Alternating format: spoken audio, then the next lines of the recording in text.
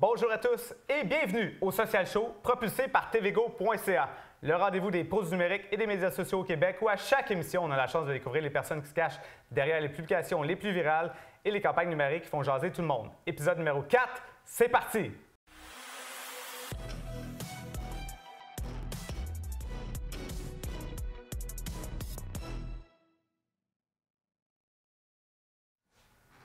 Alors aujourd'hui, à l'émission, on va jaser podcast en compagnie de M. Marco Bernard. Marco, comment ça va? Ça va super bien, merci. Parfait. Oui, ça va super bien. Aujourd'hui, on parle podcast. On va parler de comment utiliser les podcasts pour faire la promotion de votre entreprise afin d'aller chercher des meilleurs résultats. Comment accélérer votre entreprise. Et c'est en compagnie de l'animateur du podcast L'Accélérateur. Donc, Marco, toi, ça fait longtemps que tu fais des podcasts quand même. Tu es déjà rendu à ton 83e épisode de ton podcast. Donc, aujourd'hui, on va apprendre à découvrir ton parcours. Puis après ça, on va expliquer aux gens vraiment comment on fait pour monter un podcast, avoir le bon concept, comment ça se met en ligne, les aléas de tout ça. Puis essayer que les gens à la maison puissent avoir une recette pour que ça fonctionne bien. Donc, c'est de ça qu'on va jaser aujourd'hui au 4e épisode du Social Show propulsé par tvgo.ca. Donc, Marco, j'aimerais ça que tu me racontes tout d'abord. Avant, on va parler un peu de la bière là, parce qu'aujourd'hui, on parle de podcast, donc on a sélectionné une bière qui s'appelle la Distorsion. Donc, je pense que ça fit parfait. On va avoir un petit clin d'œil sur ça tantôt. En plus. Exactement. C'est une American IPA, donc on va avoir la chance de... on va commencer avec un cheers pour commencer ça du bon pied. Cheers. Oui, c'est exactement ça que j'avais le goût de boire aujourd'hui. Donc oui, pour amorcer la discussion, afin qu'on apprenne à mieux te connaître. Ouais. Donc là, toi présentement, tu as ton podcast, L'Accélérateur, mais tu es aussi un consultant en entreprise pour aider les gens à vraiment faire développer puis accélérer leur business. Oui, en fait, je porte plusieurs chapeaux. J'ai d'abord... Back in the days, à partir de l'âge de 17 ans, j'ai commencé à avoir des entreprises. J'ai eu une quinzaine d'entreprises depuis ce temps-là. Aujourd'hui, j'ai une entreprise une entreprise familiale avec mon père et mon frère. On est dans les articles promotionnels. Ça s'appelle Production Extrême. J'ai une équipe de hockey qui s'appelle les Inuks. C'est une équipe de hockey à Granby, une équipe de hockey junior. Et j'ai aussi mon site, justement, mon site Internet sur lequel j'ai le podcast Accélérateur, que j'ai aussi mon blog que j'ai depuis maintenant, mon Dieu, presque un peu plus de 2 ans. Okay. Et puis, c'est ça. Donc, à travers ça, je fais un peu de mentorat. Papa de 4 jeunes filles aussi. Donc, c'est ça. Ouais, ça tient ça demande du temps. Il faut prendre le temps, d'ailleurs. Exactement. Puis là, j'aimerais ça que tu me racontes les premières fois que tu as commencé à jouer avec les médias sociaux, puis Internet, puis tout ça. Comment ça s'est produit?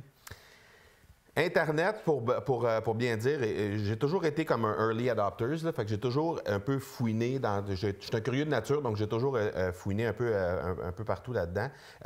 De façon plus précise, là, en 2012-2013, j'ai commencé à m'y intéresser par un ami qui avait un podcast à ce moment-là. Et cet ami-là, c'est Dominique Sicotte, et c'est un gars de la région, c'est un gars de l'Ange-Gardien, qui a eu un podcast qui s'appelait En affaires avec passion à ce moment-là. Okay. Et lui, il a eu la chance d'avoir des gens comme Gary Vaynerchuk, comme Grant Cardone, comme Serge Beauchemin, Daniel Henkel, il y a eu Mitch Joel, il y a eu des gros noms des gros noms sur son podcast. Et puis, on s'était perdu de vue. On avait été ensemble dans une autre vie au hockey puis à l'école, au secondaire. Puis quand on a repris contact, il m'a initié au podcast. À ce moment-là, j'ai vraiment tombé en amour avec ça. Bien évidemment, les invités de Dominique ont aidé à ce moment-là. C'était vraiment trippant. Puis c'était des entrevues quand même de fond. Puis c'était vraiment le fun qu'est-ce qu'il faisait. Mais à ce moment-là, j'ai commencé à en écouter un peu plus des podcasts autant canadiens, francophones qu'américains, qu'un peu partout dans le monde. J'ai commencé à m'y intéresser. Maintenant, il y a au moins une vingtaine de podcasts que je suis là de façon plus ou moins assidue, mais que je vais quand même aller fouiner un peu comment ça se passe. Et puis, donc c'est ça. Fait que ça a été mon premier contact. L'accélérateur, c'est ma deuxième tentative dans le monde du podcast. Okay. Moi, je fais partie des statistiques, mais je fais partie des deux côtés de la statistique. Celui qui a commencé puis qui s'est abruptement terminé rapidement. Exact. Puis l'autre que là, tu es parti pour de bon. C'est en plein ça. Parce que y a une statistique qui dit que 80 des podcasts ne se rendent pas au 7e épisode. Oh! Fait que là, nous autres, on est juste au 4e. Et on va voir si on se rend jusqu'au 7e, c'est ça? Bien, je pense que vous êtes bien partis pour ça. Bien, le point, c'est justement, j'avais démarré un podcast à ce moment-là et en 2014, j'avais démarré un podcast essentiellement sur de l'entreprise d'articles promotionnels où j'interviewais des gens là, qui pouvaient faire affaire avec nous et tout ça. Puis en bout de ligne, je me suis rendu, je pense, au 5e ou au 6e. Donc, je faisais partie du 80 et maintenant, avec le 83e qui sort cette semaine, bien, je fais définitivement partie du 20 qui reste là. Oui, exact. Donc, OK. Puis là, fait que là tu dis que tu as un blog également. Fait que tu as travaillé aussi un peu médias sociaux au-delà du podcast. Oui. Donc, les plateformes médias sociaux, blog, puis tout ça, ça fait un petit bout aussi que tu travailles avec ça. Oui.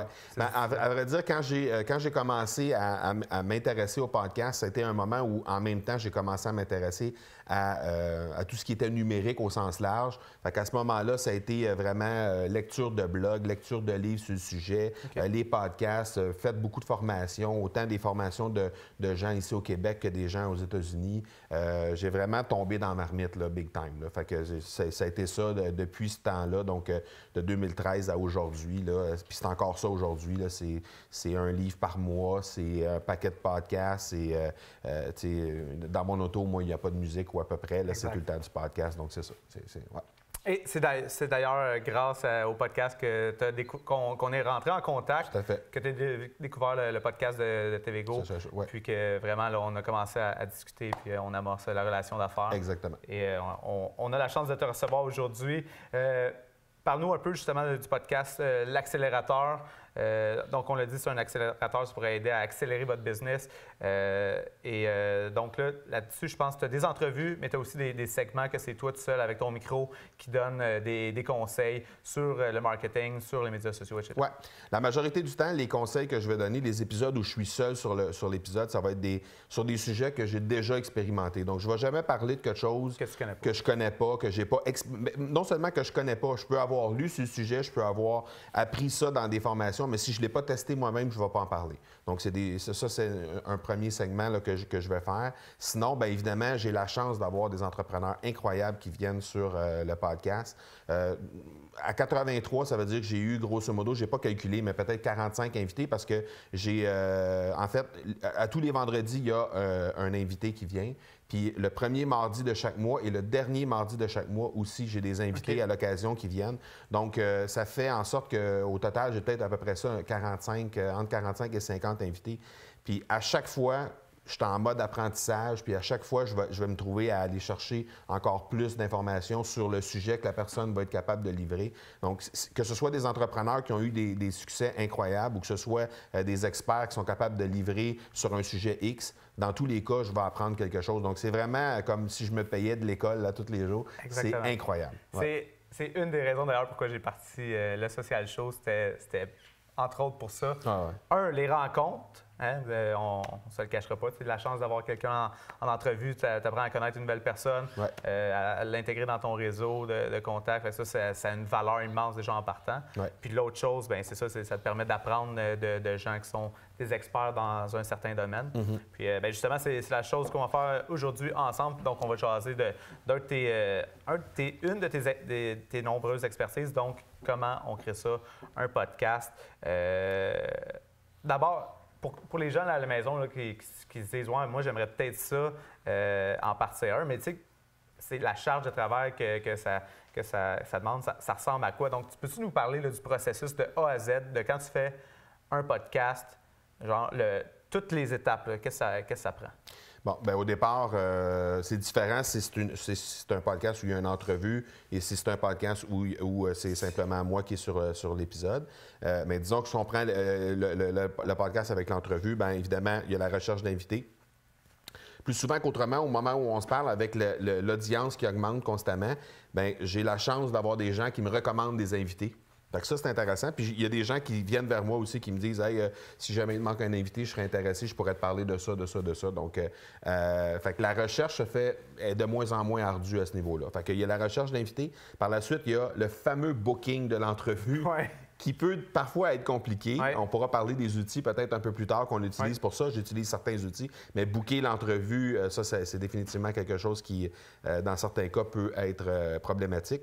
Par la suite, bien évidemment, il y a l'enregistrement de l'entrevue en tant que tel et il y a le montage par la suite, puis la mise en ligne là, par la suite sur le site Internet qui prend quelques heures aussi là, en général. Fait que c'est sûr que ça dépend du format qu'on va choisir. Dans certains cas, les entrevues vont être plus longues.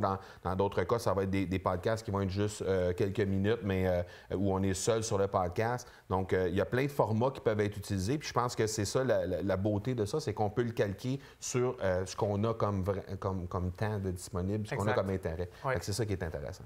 Puis, avant de poser la prochaine question, on vous rappelle, on est en Facebook Live. J'ai mon téléphone devant moi, donc si jamais vous avez des questions pour Marco, pour moi, ça va nous faire plaisir d'y répondre. Donc, on vous invite à commenter, à donner vos impressions sur le podcast aussi peut-être dans les commentaires sur Facebook Live.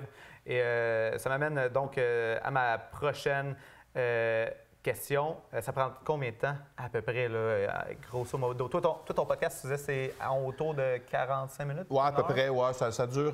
Les entrevues vont durer entre 30 plus ou moins 30-40 minutes à peu près, les entrevues, plus un intro puis un outro. Fait que ça me donne à peu près plus ou moins 40 à 60 minutes, là, à peu près, dépendamment des invités.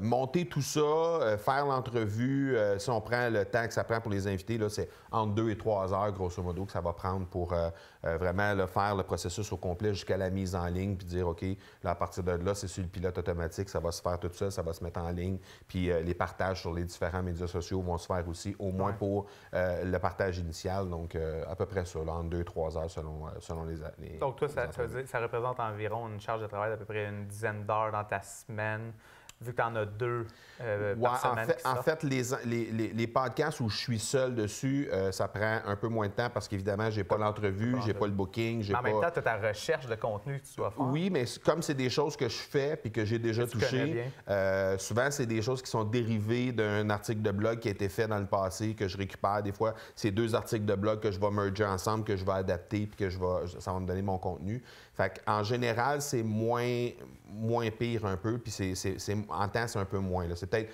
mettons, 2 à 3 heures pour l'entrevue, 1 heure à 2 heures pour quand je suis seul. Fait que je te dirais, globalement, là, un 4-5 heures par semaine, c'est à peu près ça que ça prend pour tenir le podcast. Mais ça me donne quand même un épisode le mardi, un épisode le vendredi. Depuis le mois de juin dernier. On va arriver au 100e à la mi-mai. Okay. On est déjà dans le concept de la 100e et tout ça. Donc, non, c'est vraiment intéressant. Parfait. On va rentrer un peu plus dans le sujet. Donc, bon, là, maintenant, on sait combien ça demande d'heures. Fait que là, on se rend compte que, bien, tu sais, oui, ça demande du temps, mais comme n'importe quelle campagne marketing, comme n'importe quel outil de marketing qu'on va faire, il faut investir du temps. Donc, une fois qu'on a pris la décision là, que, OK, on se lance sur un podcast, ce serait quoi, selon toi, là, le meilleur processus? Parce que là, par exemple, nous autres, chez TVGO, quand on a décidé de partir le social show, là, qu'est-ce qu'on a fait? On s'est assis, puis on a dit, OK, c'est qui notre clientèle cible? Puis, quel est le genre de contenu qui pourrait leur amener de la valeur? Puis après ça, moi, je me suis assis aussi avec moi-même, puis je me suis dit, OK, bien, toi, Frank, qu'est-ce que tu aimes faire? Moi, j'aime ça, faire des entrevues. Moi, parler one-on-one à une caméra, j'ai pas tant l'habitude.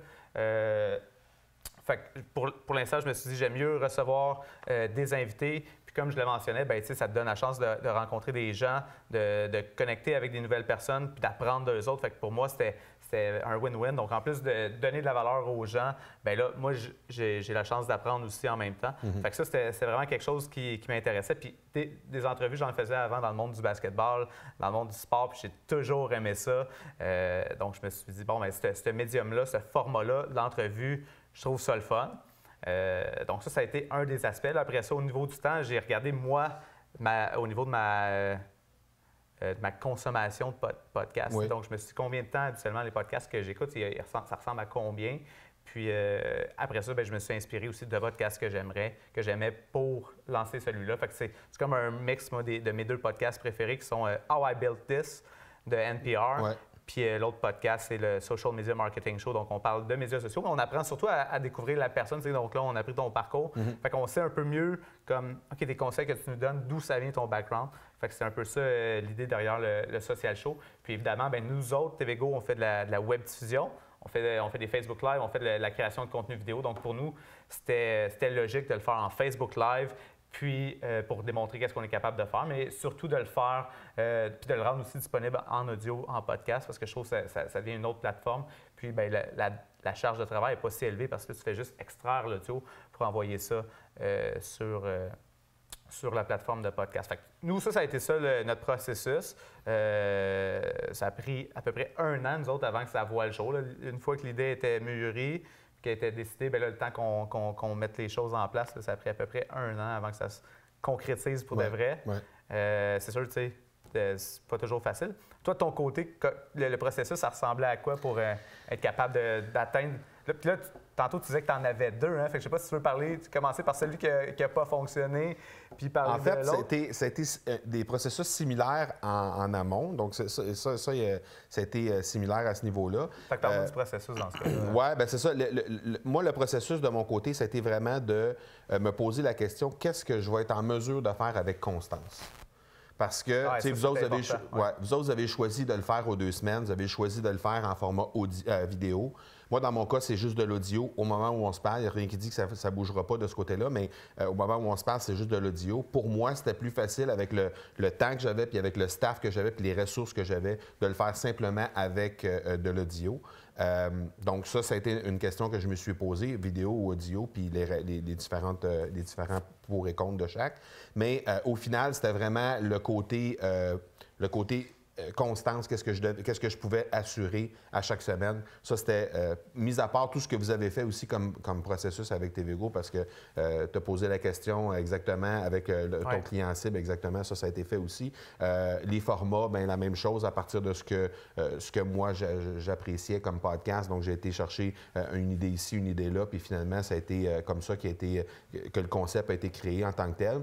Puis, ce qui est le fun, c'est qu'un podcast, tu es maître de ce que tu fais. C'est toi qui produis ton propre contenu. Fait qu'à c'est évolutif, là. À n'importe quel moment, tu peux décider que tu vas intégrer de la publicité là-dedans. À n'importe quel moment, tu vas intégrer une nouvelle capsule, des nouvelles affaires, parce que tu as vu à tel endroit que ça, c'est intéressant, puis ça te tente de parler de tel sujet, bien, tu l'intègres. Tu n'as pas de questions à poser à personne. C'est ton contenu, c'est toi qui produis. Puis si ça correspond à ce que les gens veulent écouter, parce que les gens sont constamment en train de te poser une question sur un sujet X, bien, tu ne te poses pas de questions, puis tu l'intègres dans ton podcast à partir de maintenant, puis c'est réglé. Fait que c'est un peu ça la réflexion qui est en train de se faire de mon côté, parce que, à 83, ça veut dire qu'on est à plus ou moins 7-8 semaines là, du 100e. Fait que 7-8 semaines, là, pour dire vrai, là, le premier, c'est comme si c'était hier pour moi. Là. Fait que 7-8 semaines, c'est vraiment carrément demain. Là.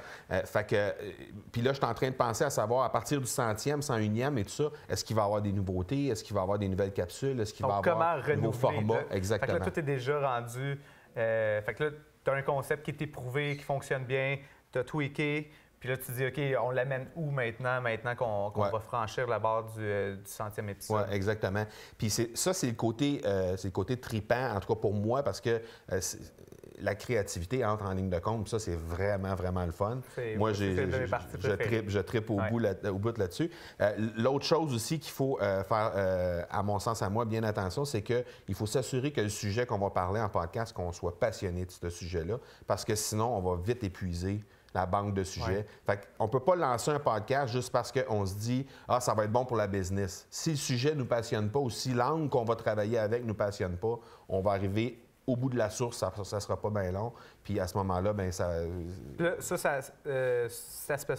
aspect-là que tu amènes, est-ce que ça fait partie de tes apprentissages du premier podcast qui n'a pas fonctionné? C'est ça un peu l'élément qui avait peut-être pas fonctionné sur le premier que tu dis, OK, sur les outils de promotion, jusqu'à quel point je peux en parler pendant 100 épisodes, justement, les outils de promotion? C'est un des aspects où plus ou moins. Dans ce podcast-là, c'était constamment avec des invités. Donc, c'était inviter des entrepreneurs qui ont eu du succès avec leur image de marque à venir nous parler de comment ils avaient développé leur image de marque. Puis souvent, il y avait des liens faciles à faire avec les articles promotionnels. Fait que c'était ça le but ultime. Ouais. La problématique qui est arrivée, c'est que ça devenait très, très, très compliqué de booker les satanées entrevues. Puis ça, bien, je l'ai réglé avec des outils puis avec des façons de faire. Puis avec le réseau qui s'agrandit aussi, veut pas, à un moment donné, il y a des gens qui te proposent, comme je disais tantôt, qui te proposent des invités. Donc à ce moment-là, ça devient plus facile. Mais j'utilise un outil, puis peut-être on peut en parler maintenant, puis on reviendra plus tard, mais j'utilise un outil de booking d'entrevue, ce qui fait que ça évite beaucoup de back and forth, d'aller-retour entre l'invité que tu veux avoir sur ton show, puis toi, pour trouver finalement le fameux moment. Puis il y a plein d'entrevues qui se bookent, puis qu'au finalement, ils se débookent, puis ils sont reportés, puis tout ça. Ça arrive encore, ça arrive, là. Sauf que je dirais que depuis que j'utilise cet outil-là, ça doit faire à peu près, il y a à peu près 70-80 % que je réussis à canner du premier coup. Fait que ça, contrairement, c'est ça, c'est énorme. À la place d'envoyer 5 courriels dessus. Exactement.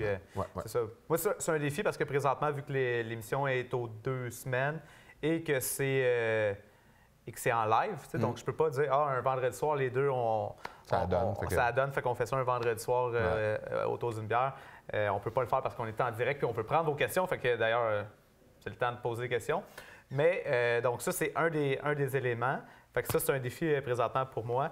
Puis elle le fait aussi sur 2 semaines. Donc, tu n'as pas une...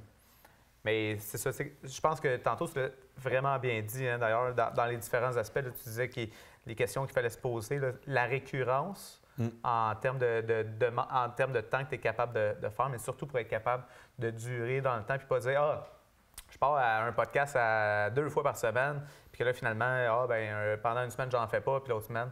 Les gens s'attendent à avoir. Moi, mardi matin à minuit 1, vendredi matin à minuit 1, à tous les jours, à toutes les semaines, c'est ça, puis il y a un podcast qui sort. Les gens s'attendent à ça, ça rentre dans leur iTunes, ça rentre dans leur Stitcher ou peu importe la plateforme qu'ils décident d'utiliser. Donc, ils s'attendent à ça. Donc, c'est important de faire preuve de constance par rapport à ça. On parle un peu de comment ça se met en branle. C'est quoi les défis que tu rencontres, mettons, quand tu dis tu t'es rendu au 100e, tu as réglé pas mal d'affaires sur le parcours en utilisant un outil comme Calendly pour booker tes entrevues. Quels sont les autres défis que les gens pourraient rencontrer en partant un podcast? Je dirais que moi, j'avais l'expérience d'avoir fait une erreur en podcast avant. Pas une erreur, mais avoir eu un échec en podcast avant. Donc, je savais un peu déjà à quoi m'attendre en termes de ce que ça prenait comme temps pour monter un podcast. Et donc ça m'a sauvé cette partie-là parce que au début, je jonglais avec l'idée d'en faire 3 par semaine. Puis au final, c'était 2 ou 3. Il n'y a jamais été question dans ma tête que j'en ferais rien qu'un. Mais je suis allé à 2 finalement parce que je me suis rappelé le temps que ça prenait au moment où j'ai fait l'autre podcast avant qui n'a pas fonctionné. Et malgré qu'au fil du temps, on développe évidemment des habitudes, on développe des aptitudes aussi à travailler avec les différents logiciels, les différents outils, ça fait en sorte qu'on s'améliore énormément. Donc, moi, ce que je vous dirais, c'est faites 2 ou 3 épisodes pilotes avant de partir. Allez-y comme ça, avec un concept que vous pensez faire, puis à la limite, faites-le avec des chums. Puis faites 2-3 épisodes pilotes. Puis après ça, montez-les comme s'il fallait vraiment les uploader, comme s'il fallait vraiment les pousser en live dans les différentes plateformes de podcasting, que ce soit sur, peu importe les plateformes qu'on utilise. Dans votre cas, vous utilisez des plateformes vidéo, mais dans mon cas, c'est juste les plateformes audio seulement. Mais peu importe là. Fait que poussez le processus vraiment jusqu'au bout, puis regardez le temps que ça va vous prendre. Vous pouvez penser que vous allez gagner peut-être un 25-30 % en efficacité au final, à peu près. Mais ça va quand même vous donner une idée du temps que ça va vous prendre avec le concept que vous voulez mettre en place. Parce qu'il y a certains concepts qui vont super vite. Il y a certains concepts, il y a des gens qui vont se contenter d'avoir juste un iPhone avec une bonne paire d'écouteurs, puis ils vont faire leur podcast avec ça, puis finalement, ils vont uploader, puis c'est tout. Pas d'intro, pas d'outro, pas de jingle, rien. Exact. Ça se fait très rapidement, ça peut être fait très, très, très rapidement.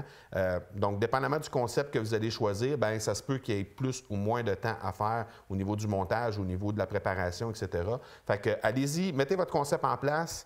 Faites-vous 2-3 épisodes pilotes, puis par la suite, regardez ce que ça vous prend comme temps. Ça va vous donner un indice à savoir qu'est-ce que je peux faire, puis est-ce que je vais être capable de tenir la route là, pour la suite. C'est un excellent conseil, je pense. Puis Nous, étant donné que c'est en direct, on n'avait pas vraiment...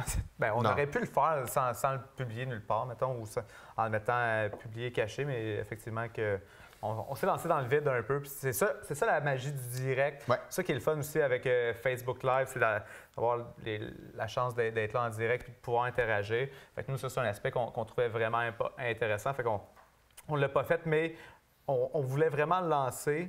Puis, je pense que ça a été une très bonne décision parce qu'on parle d'accélération de business, on parle que ça peut aider une business, mais c'est vrai. Hein? Puis, juste récemment, c'est juste le 4e épisode auquel on est rendu. Puis, dans les invités que j'ai reçus, moi, il y a des invités qui m'ont dit qu'ils ont décroché les contrats à la suite de leur passage au Social Show. Fait que ça, c'est un. Fait que même pour les invités, c'est bénéfique. Donc, quand on parle de créer des nouvelles relations d'affaires, bien, c'est sûr qu'après ça, la personne a fait un peu de cash grâce à son passage au show. Fait que c'est un investissement de temps pour les gens, mais en même temps, pour eux autres, c'est de la visibilité. Fait que ça, c'est un aspect intéressant pour eux. Puis, bien, nous aussi, chez TVgo, on a eu la chance d'aller chercher quelques mandats grâce à l'émission. On est même déjà en pourparlers pour essayer d'aller chercher de la commandite. Fait que, le show, présentement, c'est tout nouveau. Comme on l'a dit tantôt hors micro, c'est loin d'être parfait. On manque de temps pour tout découper, faire des séquences, faire des petites vidéos un peu plus promotionnelles du show pour le faire connaître. Mais écoute, pour l'instant, on essaie de bien faire les choses pour le produit principal. Puis après ça, on va travailler très fort pour fignoler tous les à côté. Puis parlant de ça, ça me fait penser, toi, en termes de promotion, là, parce qu'on on a parlé le processus d'enregistrement, le processus pour créer. Là, le processus de promotion, là, pour le faire découvrir le podcast, là, ça ressemble à quoi?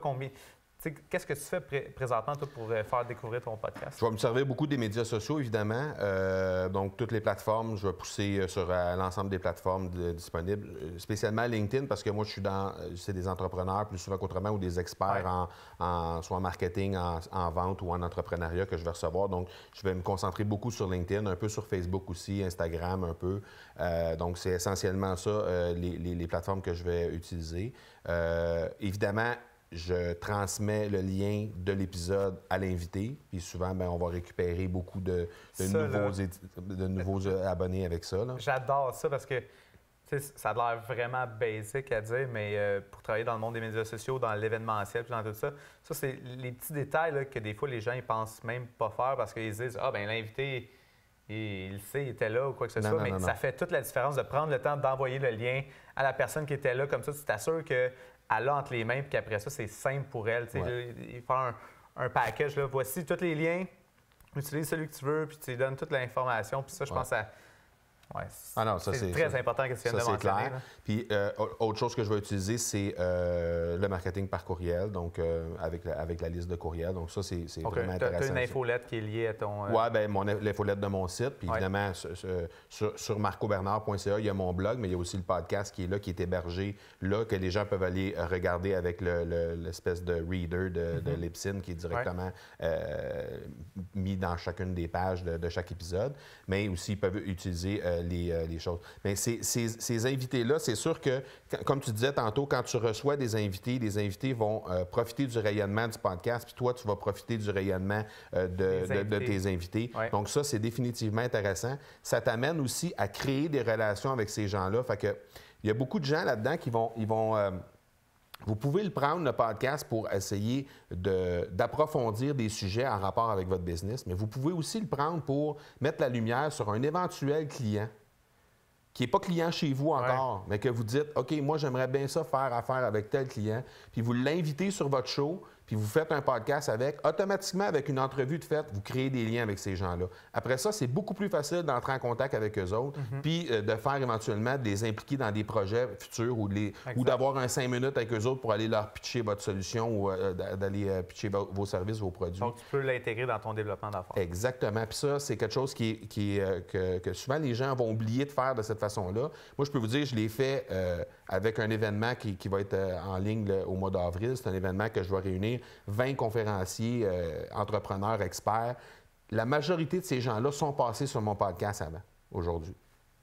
Puis les gens, je les connais, je sais quel genre d'expertise ils ont, comment ils peuvent livrer. Et ils vont au moment où je leur ai envoyé l'invitation pour participer à ça, je leur avais déjà donné quelque chose avant, je leur avais déjà donné du rayonnement, on avait déjà établi une relation ensemble. Donc, je n'ai eu 17 sur 18 que j'ai invités du premier jet qui ont dit oui. OK. Donc, ça fonctionne, là, tu sais, ça Puis là, justement, tu peux-tu me parler un peu de ce projet-là? Fait que là, tu dis, parce que peut-être ça va être intéressant pour les gens à la maison, parce que là, tu dis, je pense que c'est 100% numérique, hein, c'est 100% numérique. Cet événement-là. Oui, ça va être les 17, 18 et 19 avril prochains. C'est une vingtaine d'experts ou d'entrepreneurs à succès qui vont donner des conférences d'environ 1 heure chaque. C'est sur 3 jours, donc 17, 18, 19 avril, 6 ou 7 conférences à chaque jour. Et puis, c'est gratuit. Les gens vont s'inscrire. C'est le SVAB, le Sommet virtuel d'accélération de votre business, svab.biz. Alors, ils vont là, ils vont s'inscrire. C'est complètement gratuit. Ils vont pouvoir assister aux conférences en live gratuitement. Et s'ils veulent avoir accès aux reprises, à ce moment-là, il y a un frais. Mais sans les reprises, s'ils veulent écouter en live ou choisir les gratuit, entrevues. Puis après ça, pour accéder aux archivages, bien là, à ce moment-là, l'archive, contenu un peu exclusif. Il va y avoir le groupe Facebook aussi, qui va y avoir, que les participants qui vont avoir acheté la passe premium vont être là. Et tous les conférenciers vont être dans le groupe. Fait que si jamais vous avez des questions plus poussées un peu, vous allez pouvoir passer par là. Donc, Là, tu dis sur ces conférenciers-là, c'est tous des gens que tu as reçus sur ton podcast. Ça ressemble à quoi la liste de tes invités? Bien, tant l'événement, mais que tu as reçu sur ton podcast? Par exemple, ici au Québec, on a Olivier Lambert, on a David Grégoire que j'ai reçu sur le podcast qui vont être là dans l'événement. En France, il y a Gabriel Dabi-Schwebel, il y a Loïc Simon, il y a Stan Leloup qui a une chaîne YouTube incroyable. Il y a Karine Champagne d'ici aussi, qui est une ancienne de TVA, qui va être sur le show. Après ça, qui y a d'autres? Il y a une dame d'Afrique aussi qui va être là, qui va venir nous parler, qui s'appelle Mariam Filali, qui va venir nous parler d'éthique et de protocole en affaires. Donc, un sujet qu'on n'a pas... On parle vraiment rarement. Rarement, exactement. Fait qu'on essaie de... vraiment primordial à l'ère des médias sociaux avec la transparence et tout ça. Exactement. Charlie Fernandez qui parle d'Instagram. On a quand même une super belle brochette, là. Honnêtement, c'est des experts vraiment tripants, top of notch. Et ça va être un événement. J'ai déjà commencé à enregistrer les conférences. Ça va vraiment être sensationnel. Donc, parfait. Fait que ça m'a aidé. Évidemment, le podcast, directement, ça m'a aidé là, pour être capable d'arriver à faire à créer des relations avec ces gens-là. Fait que là, on a parlé de comment, tout d'abord, le processus, comment en partir un, la promotion. Si on parlait, là, parce qu'on va rentrer dans la liste des questions peut-être un peu plus rapides. Donc, si on parlait peut-être des outils que tu utilises, toi, présentement, là, pour ton podcast principalement, là, qui te facilite la vie, ça serait quoi 3 outils, mettons, qui changent ta vie là-dedans? Pour le booking des entrevues, comme on a dit tantôt, Calendly, qui est vraiment incroyable, c'est l'outil que j'ai découvert parce que j'en ai testé plusieurs, mais celui-là particulièrement est vraiment intéressant. C'est un outil qui est gratuit à la base si on a juste un type d'événement qu'on veut mettre. Donc, si on a, par exemple, des entrevues qui durent 30 minutes ou 45 minutes, si on a juste un type d'entrevue, c'est gratuit. On n'a pas besoin de payer pour l'outil. Si on veut avoir plusieurs outils, plusieurs types d'entrevues ou si on veut intégrer là-dedans, si on fait du coaching ou des choses comme ça, on peut intégrer tout ça à l'intérieur du même calendrier. Là, à ce moment-là, il y a un frais, je pense que c'est 5$ par mois ou 7$ par mois, une affaire comme ça. Comme la majorité des services à abonnement. Exactement. Et puis, mais c'est particulièrement efficace. C'est relié en temps réel avec Google Agenda. Donc, ça fait en sorte qu'on n'a pas besoin de se rappeler de mettre dans l'agenda qu'on a une entrevue avec un tel. Ça se book automatique. Puis, si on book de quoi dans notre agenda, bien, ça va s'enlever dans les plages horaires disponibles dans Calendly aussi. Donc, ça, c'est vraiment intéressant.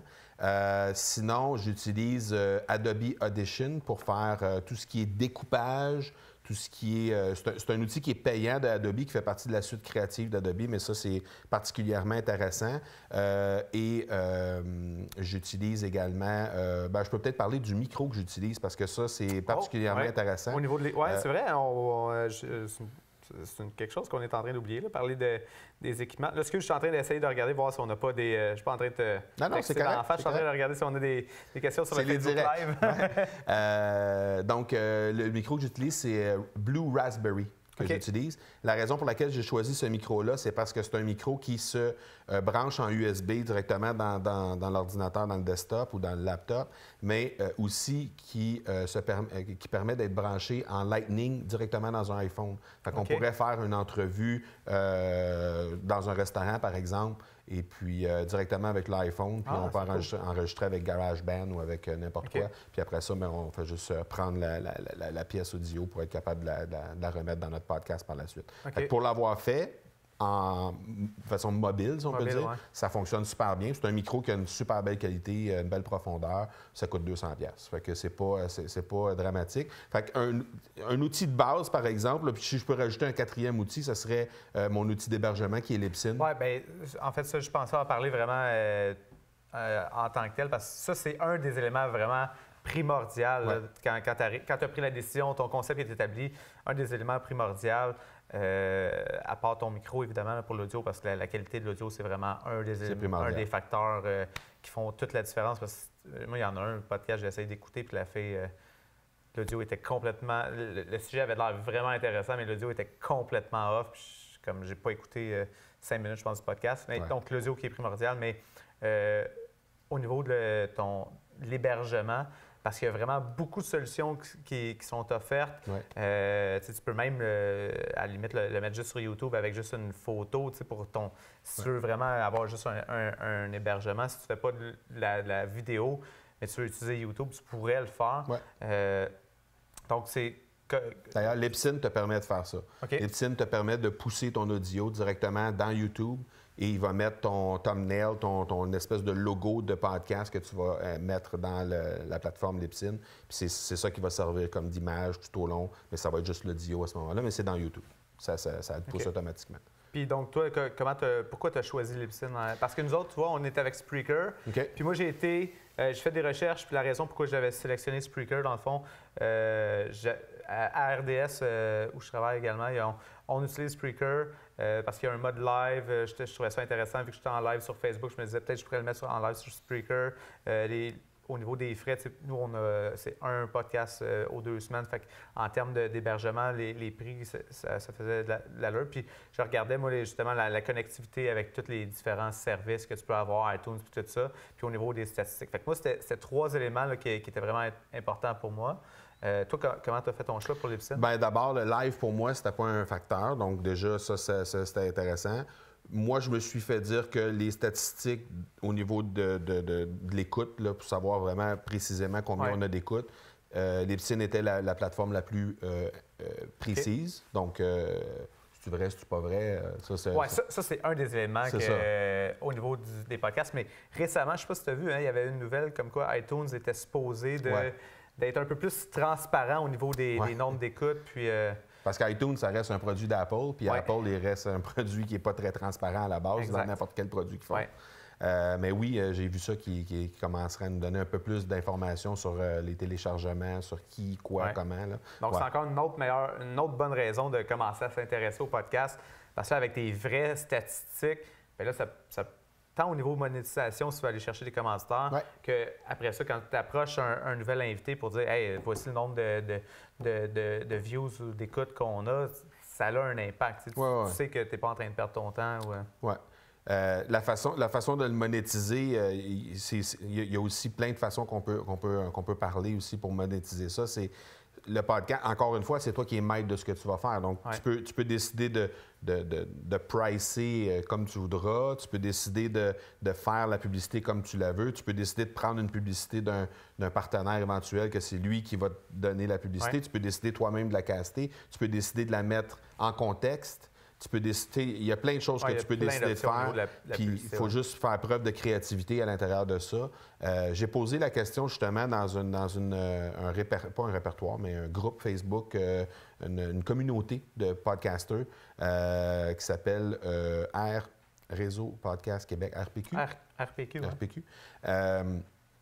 qu'il y a quand même pas mal de monde, ouais, quelques centaines de personnes. Ouais. Là, et généralement, c'est assez dynamique. On va poser des questions, les gens vont nous répondre. Fait que ça, c'est peut-être une façon, peut-être, pour quelqu'un qui veut se tremper dans le milieu du podcast. Avant aller demander l'opinion des gens qui font les podcasts.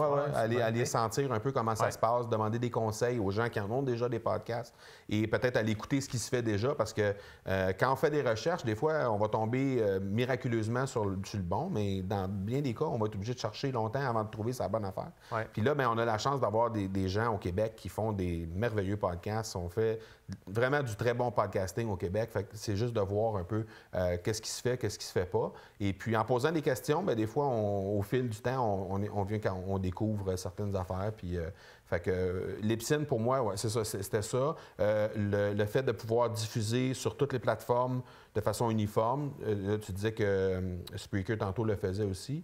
Dans mon cas, c'était un des points là, qui s'était arrêté. Ça, c'était un des éléments majeurs quand même. S'assurer que tu es capable d'aller sur iTunes, sur Google Play, Stitcher, etc. Stitcher, iTunes, Google Play, ensuite Spotify, iHeart. Ça se fait tout automatiquement, plus toutes les plateformes de médias sociaux aussi. Donc ça, pour moi, c'est un point parce que je voulais m'assurer de ne pas avoir à refaire ça en plus, là, parce que c'est du temps de plus. Au niveau des frais, bien, ça commence à 5 $ par mois, Libsyn. Donc, c'est vraiment pas... Fait que, tu sais, quelqu'un qui veut commencer, il n'y a pas d'excuse à ne pas commencer le podcast, là, parce qu'on peut commencer juste avec un téléphone puis une paire d'écouteurs, puis ça va faire la job. Il y a assez de qualité dans ça présentement. Bon, il faut faire attention si on est dans l'extérieur pour le vent, etc., mais il y a assez de qualité à l'intérieur de ces outils-là pour être capable de bien faire les choses. Puis si on veut juste investir quelques dollars à l'intérieur de 200-250$ pour une année complète, on va être équipé comme un pro. Là, on va être équipé vraiment avec une très, très bonne qualité là, pour être capable de faire quelque chose. J'ai oublié de mentionner un outil tantôt. C'est l'outil que j'utilise pour faire mes entrevues en virtuel. Okay. Parce que, bon, nous, on est face à face, on est en personne. Moi, étant donné que j'ai des invités qui viennent de partout dans le monde, je dois me faire ça virtuel. L'outil que j'utilise, c'est Zoom. Okay. Donc, c'est une plateforme qui est gratuite, encore une fois, pour les gens. Tant que longtemps qu'on est 2 personnes, c'est gratuit. Quand on est plus que 2, c'est gratuit jusqu'à 40 minutes. Donc, on peut enregistrer 40 minutes de contenu. Puis quand on a fini d'enregistrer 40 minutes de contenu, à ce moment-là, l'entrevue s'arrête. Fait que c'est juste de prévoir le coût si jamais on veut faire plus que 40 minutes puis on est plus que 2. Mais sinon, ben à 2 personnes, c'est gratuit. Puis c'est un outil qui est vraiment intéressant, encore une fois, très bien relié avec Google Agenda, qui est capable qui se met directement avec un plugin dans Chrome, qu'il va avoir un bouton Zoom qui va aller se positionner dans votre agenda Google. Fait qu'à ce moment-là, le rendez-vous va se positionner dans votre agenda, puis il va y avoir un bouton bleu. Ça dit « Make it a Zoom meeting », je pense, quelque chose comme ça. Et tu vas cliquer dessus, puis automatiquement, ça va créer la réunion, dans le fond, dans Zoom. Fait que c'est vraiment intéressant. Ça permet de mettre les côte à côte, ça permet de les mettre un par-dessus l'autre, ça permet de faire un paquet de trucs comme ça. Ça permet de faire des partages d'écran un peu comme dans Skype, par exemple. Mais la qualité et sonore et vidéo est vraiment bien meilleure que dans Skype. Bon à plus savoir. précis. Ouais. On rentre dans la zone des sections, dans la section des questions éclairs. Donc là, on parle podcast. C'est quoi ton podcast préféré ever que tu as écouté ou que tu écoutes présentement ou que tu as écouté? J'en écoute tellement. J'aime bien ce qu'Olivier Lambert fait. Puis là, je ne veux pas essayer de prêcher pour ma paroisse parce qu'on dit Olivier est sur le SVAB ou je l'ai eu comme... J'aime bien ce qu'Olivier fait. En général, il fait vraiment une bonne job. C'est un gars qui est accessible, c'est un gars qui est disponible, c'est un gars qui vulgarise bien ses sujets. Il a lancé le podcast de la tranchée. Scotch et Domination mondiale, je pense que ça s'appelle. C'est vraiment trippant ce qu'il fait. Il reçoit des très bons invités, des entrevues de fond. Il fait une bonne job. J'aime bien aussi Marketing School, qui est un podcast américain qui vient de Neil Patel, qui est un champion du SEO, et Eric Sue, qui est un de ses copains qui a une agence de marketing aussi. Okay. Et c'est des podcasts qui durent à peu près entre 5 et 7-8 minutes à peu près. Et ils en font un par jour. Ah ouais. Donc, c'est un format vraiment différent. Oui, mais quand on oublie d'être dessus, quand on oublie d'aller le voir, on prend vite de l'arrière. Là. On a beaucoup de rattrapage à faire. Mais c'est vraiment trippant. Puis ils ont des sujets vraiment super de fun tout le temps. Puis peut-être un coup de cœur québécois?